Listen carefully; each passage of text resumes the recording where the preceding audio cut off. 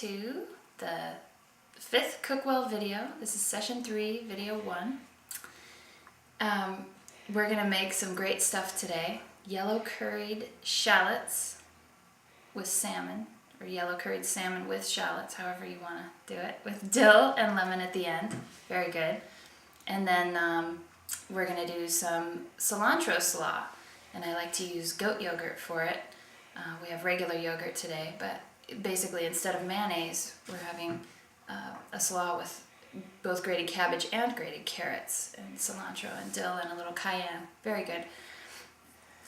And I'm going to talk about food combining principles today for best digestion and nutrient assimilation, and basically the subject of dairy and what types of dairy are usually best for the body and when.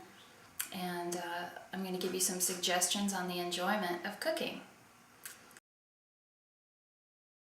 We're going to start with our cilantro slaw because we can always put that in the fridge to chill while the hot food for our meal is cooking, so we can serve hot and then just grab our cilantro slaw out of the fridge before we sit down to eat. But this food combining, the idea of food combining for better nutrient absorption is so important. There's something called fermentative digestion as opposed to enzymatic digestion, and what we want in our guts is enzymatic digestion. And so when you have fermentation in the gut, like when you eat protein foods with sweet foods like beans and fruit or meat and cake,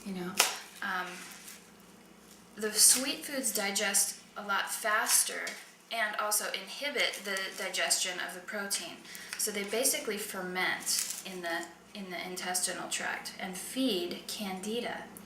So we want enzymatic digestion, and everybody has a different amount of what's called digestive fire or agni in Ayurveda.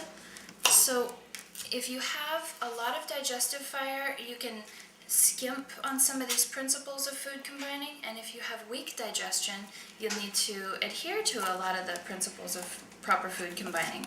And I'm just going to go ahead and list them off for you. Isn't that beautiful? That's for our cilantro slaw. You want to start off by programming your stomach to put out hydrochloric acid.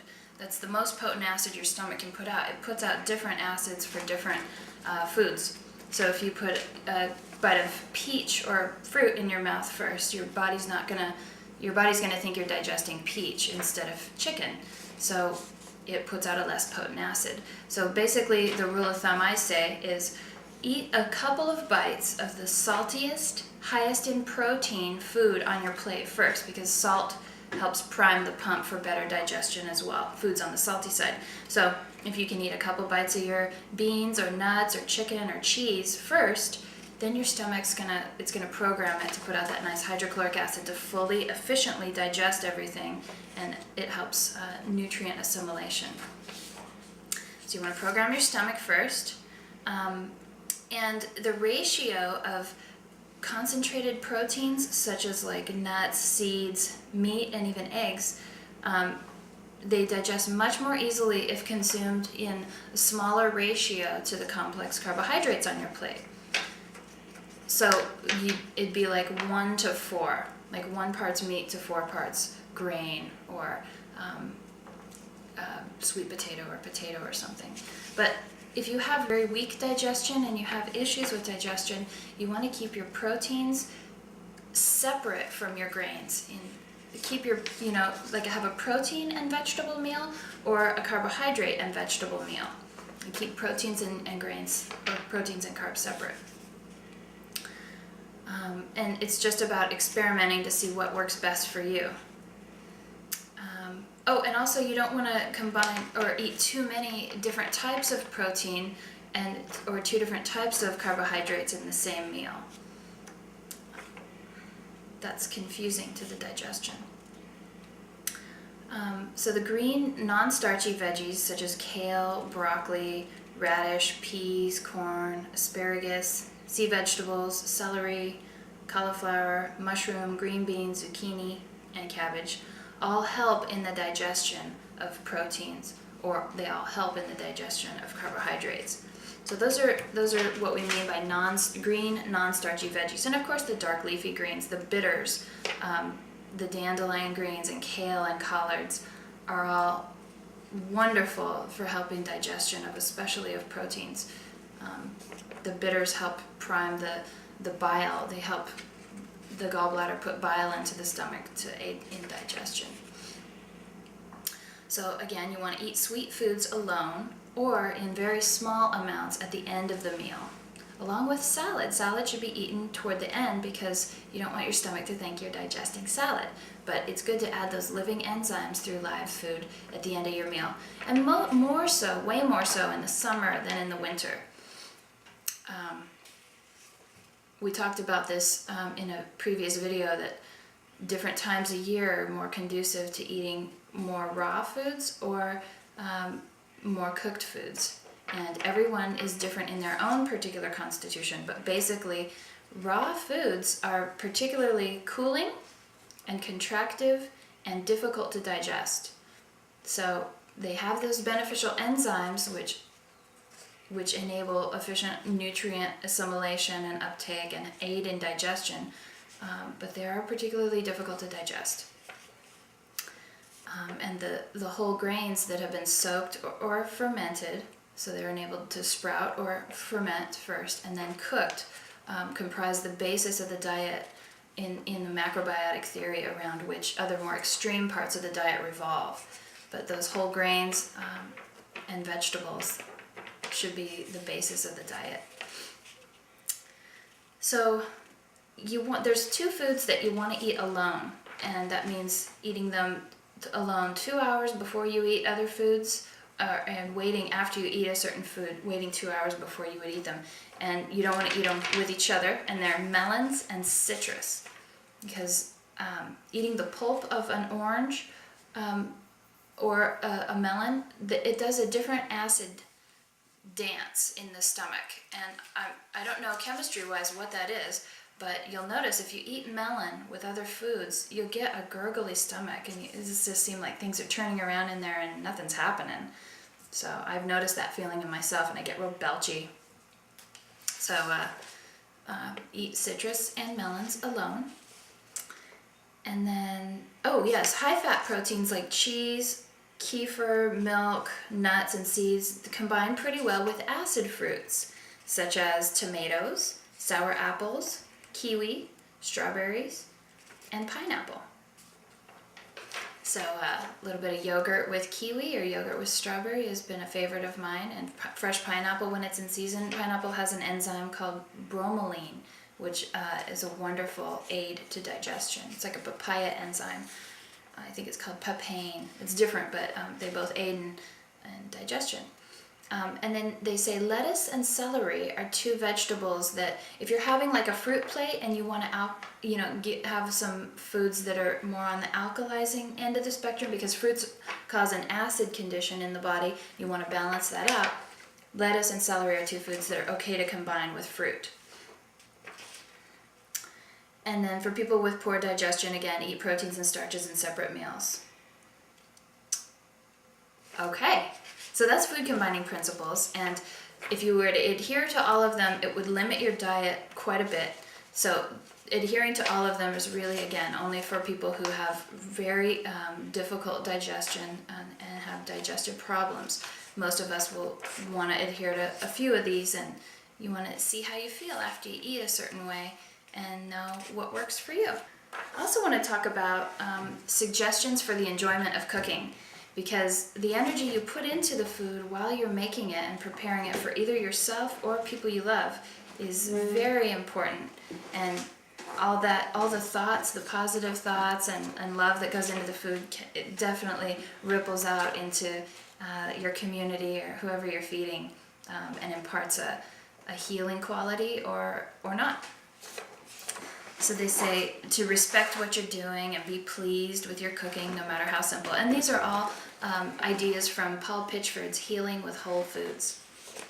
which I just love that book. You want to be grateful for the opportunity to cook for other people and nourish their bodies. And try to relax and put your own troubles and worries aside. Tidy up your kitchen, have a clean environment. Plan your meals before you're cooking so that it's easier for you, so you're not stressed while you're doing it. And don't be afraid to be intuitive and let the colors and tastes and shapes and smells be your guides. So planning involves, soaking your beans the day ahead of time and planning when to, put the heat on those beans because they're going to take an hour to cook. And you want to soak your seaweeds ahead of time. They have to soak for a half hour usually before you incorporate them into your cooking. It just all adds up to making less of a stressful time in the kitchen. It should be enjoyable. Be simple and try to have a beginner's mind and allow plenty of time, and don't overload yourself with complicated recipes. And although cookbooks and recipes are good guidelines, use your own creativity and trust yourself to cook without them. Learn to listen internally to when your food is done cooking. A lot of people overcook their meats, and I've learned how to watch it, and as I'm stirring food or poking it with a fork, really tune into when it's done. And it's such a more flavorful batch of scrambled eggs if they're not overcooked, especially with eggs. Eggs lose their flavor when you overcook them. Of course, trying to stay away from the refined foods, even in seasoning and condiments, as much as possible. I love this sentence here. Get to know the effects and healing powers of each food, and then strive to bring out its natural taste and life force without changing it very much. Use simple combinations and delicate spices to create variety, because mixing too many things together usually results in strange tastes and confusion for the taste buds and the digestive system. And you can have it lends itself to confused and chaotic thinking after you eat that way, which is very interesting to me, how food affects our moods and our mind.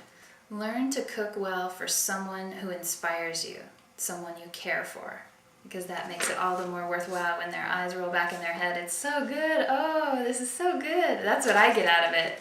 It's when people are really enjoying the tastes and the love that was put into it, and they appreciate it so much. That's what makes it all worthwhile for me. Okay, I want to talk about dairy a little bit, and I'm going to put in some brown cow plain goat, or I wish it was goat yogurt. This is a cow yogurt. This is a great company, even though it's not technically organic. This company has a lot of integrity. Friends of mine have called them, and they have really good practices. If a cow is sick, they pull it from the line and give it the antibiotics or medications it needs, and let that go through its system before they put it back in the line. And there's a lot of conscious companies these days, and I encourage you to call, and talk to people, and you get a feel for it over the phone of whether you want to buy that product or not. Again, organic is very important with food from an animal source because of bioaccumulation. Toxins in our environment accumulate higher up in the food chain you go. They concentrate further and further, and so that we're the end of the food chain. It means that we're the ones, in our dogs and cats, that are the ones getting the cancers and having these diseases from the toxins, pesticide grown and commercial fertilizer grown grain that's fed to cows, etc.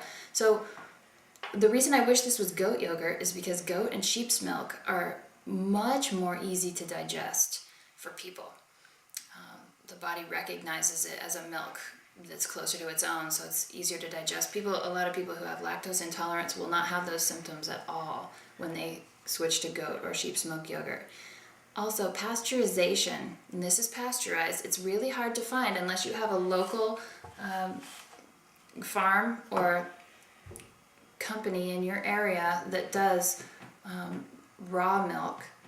It's hard to find, but the pasteurization process it kills the enzymes in the milk, which are what helps digestion, but it does something else to it that makes it sort of like the milk becomes not a good thing for the body, but when it's raw, it is a very good thing for the body if you need warming, building food. Now, no other animal in nature feeds its children milk from another type of animal, and naturally we would not consume milk beyond and it would only be mother's milk, but we wouldn't consume it beyond the age of 4 years old. So in my life, I've not cut out dairy, but I make sure that when I do have cheese or I do have yogurt, it's of high quality and preferably goat or sheep's, preferably organic, and preferably raw. It's difficult right now to find all those things all together in one product, but that's the ideal, just so you know. That you're raising your own goats in your own backyard and giving them organic foods from your own garden. You know, this is the utopian society we're all working to create, right? Yeah. So, or get it from someone who has that practice. I wonder if there's anything else I wanted to say about milk products. I don't think so. I'm just going to go ahead and add this to our coleslaw. And what this is a simple, wonderful recipe. It's grated cabbage and carrot. I used about 1/3 of a head of cabbage and 1 large carrot to mix together in a bowl after I grated them. And I'm going to add cilantro. And you can chop this as finely as you want. I'm going to add, 2/3 of a bunch of cilantro. Save the rest for our salmon dish. Little sea salt, little cayenne, little dill, and lemon. That's the recipe for it. So I think I'm going to put our yogurt in first and get a nice happy medium going. Oh, that's the other thing I wanted to tell you about dairy, was that you want the fat in the dairy.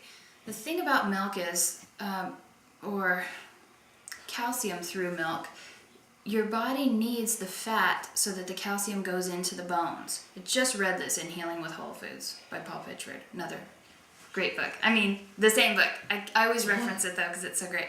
But if the milk doesn't have fat with it, the body can't take it into the bones. And so what you see after a lot of years of eating non-fat milk is people who have tumors in the soft tissues of their bodies, these hard accumulations of calcium in the soft tissues.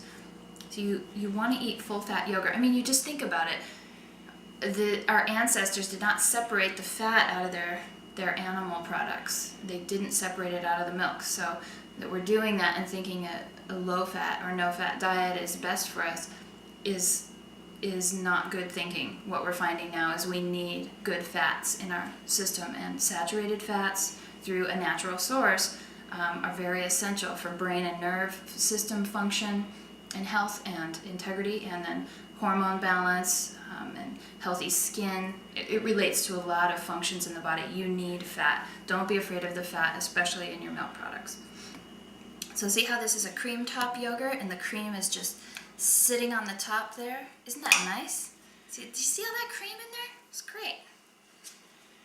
So I'm even going to scrape more out. It's so nice.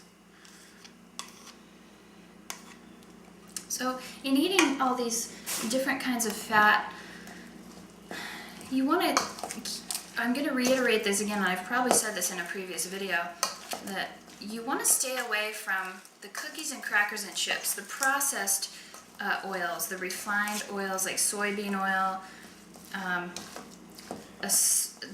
that is a refined oil and was used in food processing, probably at pretty high temperatures, and became rancid and trans fatty, actually. So even though it's a polyunsaturated fat at room temperature, when you heat it up, because it's refined and very unstable, it becomes trans fatty. So if you stick to the good fats, the natural fats, and in reasonable amounts, there's nothing to be afraid of with fat. But if you're eating a lot of the processed, hydrogenated, or the wrong oils at high temperatures, which I've gone over in video number 1, I believe, I think that's what clogs the arteries, is basically the combination of the two, is eating those trans fats and a lot of the saturated fats together kind of clogs the arteries more than anything will. So see how there's a nice consistency here? It's not overly white or, like a lot of mayonnaise would normally be in there. I just use the yogurt to kind of give it a wetness and a togetherness that's real nice. So I'm going to add our sea salt here. This is a fine ground Celtic. Add maybe a ½ teaspoon here. . 1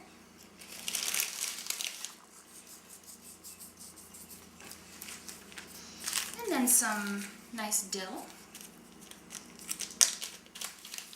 which will also go in our salmon dish, which is why these two dishes combine really nicely flavor-wise on the plate.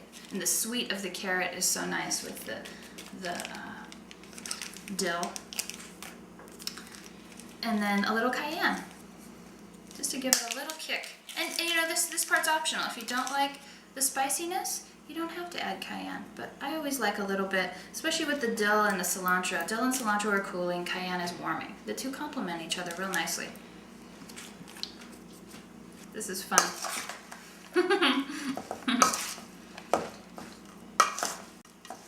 I mean, you know, if you wanted to, you could add garlic to this, tarragon, parsley. Get creative, have fun with it. This is just my favorite combination, is the dill, cayenne, and oh, the lemon juice at the end. So I'm not going to put lemon juice on this until just before we serve it. But I cut these lemons up real nicely, so I would just, you know, squeeze a nice half a lemon over this before I served it. What the lemon does with the yogurt is the acid in the lemon. Remember, acid fruits help digest the protein foods. So you'll notice like a little bit of milk curdling if you let it sit for a long time before you serve it, and I don't think it tastes that much different, but it looks a little unappetizing. So add the lemon to your yogurt coleslaw just before you serve it. Okay, so I'm going to put this in the fridge. Okay, so this is our salmon dish, our yellow curried salmon with shallots and dill. And we have some cilantro left over from our yogurt coleslaw to have as a condiment on the salad or the salmon at the end if you want. But our pan's on medium high here, and we're gonna add some nice unrefined cooking oil here. You can use your unrefined olive or unrefined sesame if you want a sesame flavor, or like a high oleic safflower or sunflower is good. They say the high oleic ones are pretty stable at high temperatures. Or you could use ghee or butter or coconut oil. Those are super stable and unrefined. Those are the high heat oils, some of the high heat oils. So I put our oil in there. I'm getting our oil all over the pan. We'll throw our shallots in. And our yellow curry too, because the shallots and the yellow curry are going to be in the pan about 7 or 8 minutes, and that's how long, remember, that our ground spices need. And I'm putting about a tablespoon in there of the yellow curry. So 7 to 10 minutes is how long our ground spices need for fully releasing their flavors through the cooking. So we're going to stir this. Can y'all see? The yellow curry, the nice stable cooking oil, and the shallots. Gonna hang out in here on medium-high heat. It smells so good already.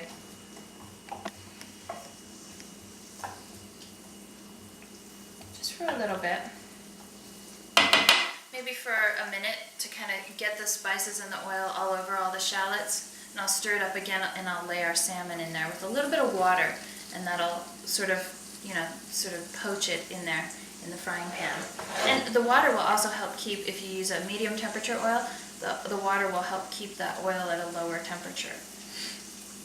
And then I have our shoyu soy sauce for the very end, just a nice, wonderful, rich flavor. And I get it in bulk at my natural food store, and I fill it halfway full, and when I get home I fill the other half with water. So it dilutes it a little. It's very salty, it's very strong, but that's so when you're spraying it all over your food, you don't get a real strong, salty bite of, one thing.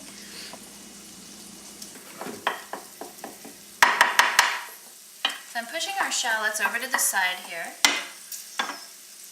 I'm going to lay our salmon in the bottom. Well, let's see. And I'm laying it skin side down.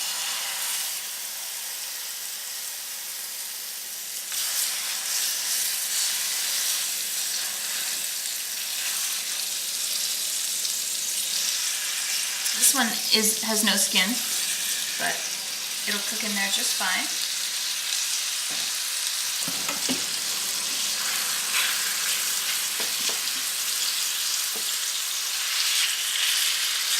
So I'm making sure all the salmon is touching the bottom here.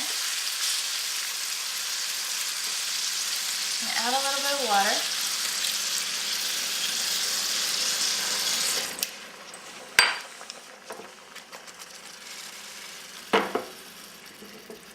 I'm going to put the thicker side of this piece toward the middle of the pan because that's the part that's hotter. There we go. And so we're going to let this whole thing sort of bake in here for a good 5 or 6 minutes.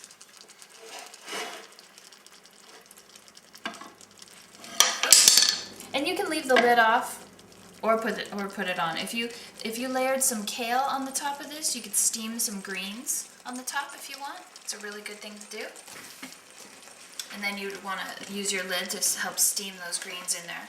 But this is good that the water's evaporating off like this. It's just fine that way. So after 5 or 6 minutes of this, when I poke the salmon with a fork and make sure it's all cooked all the way through, there's no more real pink parts, I'm going to sprinkle some dill on there and lemon and serve it with a side of the cilantro for people that love cilantro. It smells good.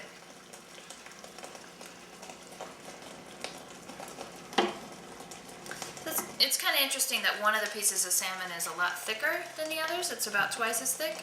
So with those thin pieces, once they're done, I may set them on top of that other piece so they're kind of off of the heat, and I'll turn that other piece over so it can cook on the other side, and then put the thinner pieces on top of it so that, you know, they each get cooked kind of to the same degree and those thin pieces don't get overcooked. Because overcooked fish is not as flavorful as just right.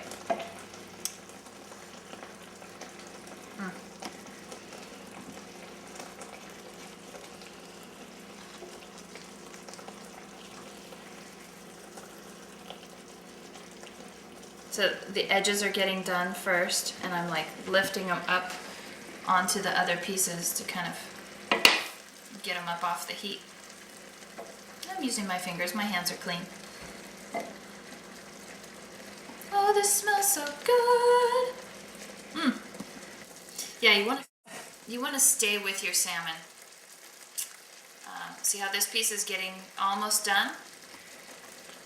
We're going to flip this one over, and this one, and put this on top of these two.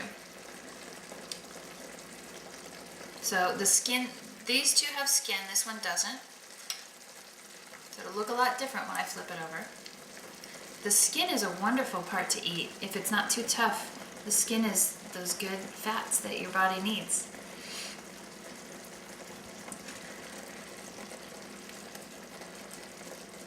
I love the skin on chicken too. You know what? A spatula is better for this. Hey, look at that. That is a fish spatula right there.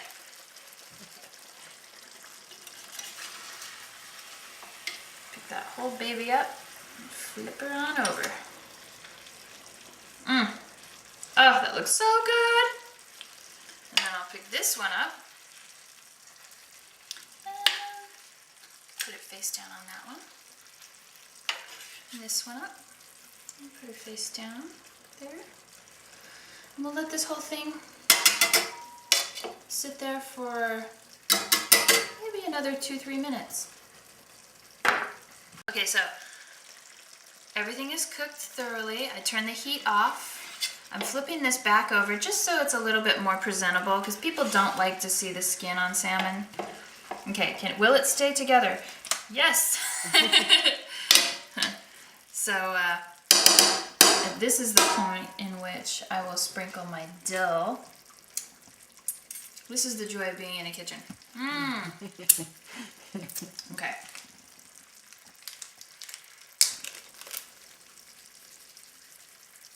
And just a little pretty, like a teaspoon or so on there. Oh, how beautiful is that? Voila! Okay, so a little shoyu. So I'm going to take it off the heat and add our shoyu, because remember, this is from the refrigerator at my natural food store that has living probiotics in it. So it's fermented wheat and soybeans. It's a very rich flavor. It's a wonderful soy sauce. It's called shoyu. Nama brand or Eden brand or Sanji, or those are my favorites, and I dilute them with water, but I'll sprinkle that on at the very end. That'll kind of be in the sauce. And then our lemon, too.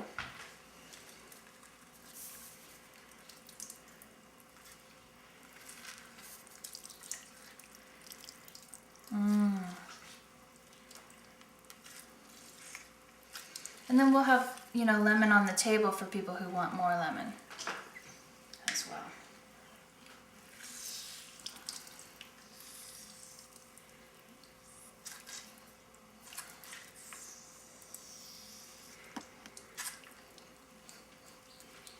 Yum.